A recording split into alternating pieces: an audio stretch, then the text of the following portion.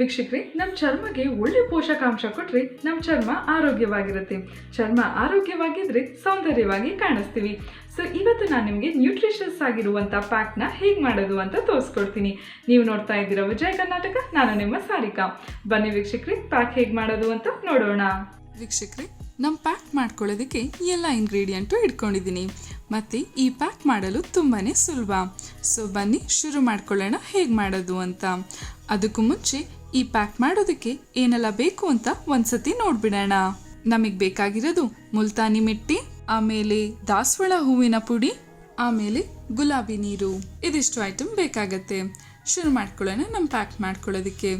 ಮೊದಲು 1 ಸ್ಪೂನಷ್ಟು ಮುಲ್ತಾನಿ ಮಿಟ್ಟಿನ ಹಾಕೊಳ್ಳಿ.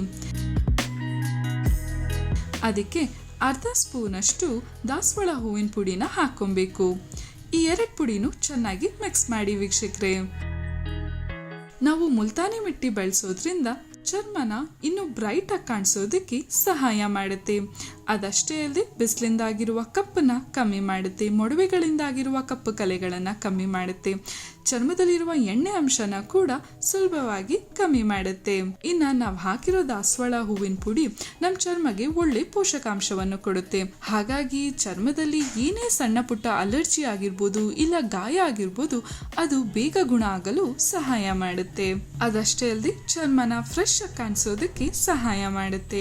ಇವಾಗ ಈ ಪುಡಿಗೆ ಗುಲಾಬಿ ನೀರನ್ನ ಹಾಕೊಂಡು ಚೆನ್ನಾಗಿ ಮಿಕ್ಸ್ ಮಾಡ್ಕೊಳ್ಳೋಣ. ನಾವು ಗುಲಾಬಿ ನೀರು ಹಾಕಿರೋದ್ರಿಂದ ಚರ್ಮದಲ್ಲಿ ಏನಾದ್ರೂ ಕೆಂಪಗೆ ಕಾಣಿಸ್ತಾ ಇದ್ರೆ, ಅಂದ್ರೆ ಮೊಡವೆಗಳಿಂದ ಸ್ವಲ್ಪ ಚರ್ಮ ಕೆಂಪಗಾಗತ್ತಲ್ಲ, ಅದನ್ನ ಕಮ್ಮಿ ಮಾಡುತ್ತೆ. ಚರ್ಮನ ಸ್ಮೂತ್ ಆಗಿಡ್ಸೋದಿಕ್ಕೆ ಸಹಾಯ ಮಾಡುತ್ತೆ. ಇನ್ನ ಮೊಡವೆಗಳು ಬಾರದೇ ಇರೋ ಹಾಗೆ ಕಾಪಾಡುತ್ತೆ. ಯಾಕೆಂದ್ರೆ ಇದರಲ್ಲಿ ವಿಟಮಿನ್ ಸಿ ಹೆಚ್ಚಾಗಿದೆ ಮತ್ತೆ ಆಂಟಿ ಇನ್ಫ್ಲಮೇಟರಿ ಕೂಡ ಜಾಸ್ತಿನೇ ಇದೆ. ನೋಡಿ, ನಮಗೆ ಕನ್ಸಿಸ್ಟೆನ್ಸಿ ಈ ರೀತಿ ಇರಬೇಕು. ಇವಾಗ ನಾವು ಈ ಪ್ಯಾಕನ್ನ ನಮ್ಮ ಫೇಸಿಗೆ ಅಪ್ಲೈ ಮಾಡ್ಕೊಬೋದು. ನಿಮ್ಮ ಇಡೀ ಫೇಸಿಗೆ ಈ ಪ್ಯಾಕನ್ನ ಅಪ್ಲೈ ಮಾಡ್ಕೊಳ್ಳಿ. ನೀವು ಅಪ್ಲೈ ಮಾಡ್ತಿರ್ಬೇಕಾದಾಗ ಫೇಸಲ್ಲಿ ಏನು ಮಾಯಿಶ್ಚರೈಸರ್ ಹಾಕಿರಬೇಡಿ.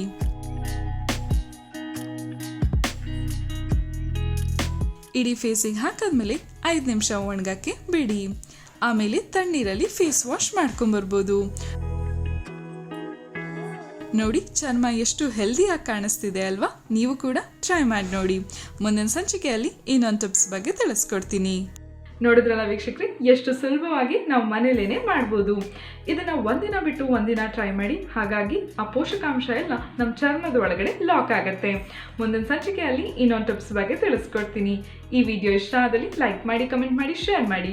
ಇನ್ನು ವಿಜಯ್ ಕರ್ನಾಟಕ ಚಾನಲ್ನ ಸಬ್ಸ್ಕ್ರೈಬ್ ಮಾಡಿಲ್ಲ ಅಂದರೆ ಸಬ್ಸ್ಕ್ರೈಬ್ ಮಾಡೋದಕ್ಕೆ ಬರಿಬೇಡಿ. ನಾನು ನಿಮಗೆ ನೆಕ್ಸ್ಟ್ ಎಪಿಸೋಡ್ ಸಿಗ್ತೀನಿ. ಅಲ್ಲಿವರೆಗೂ ಟೇಕ್ ಕೇರ್, ಬೈ ಬಾಯ್.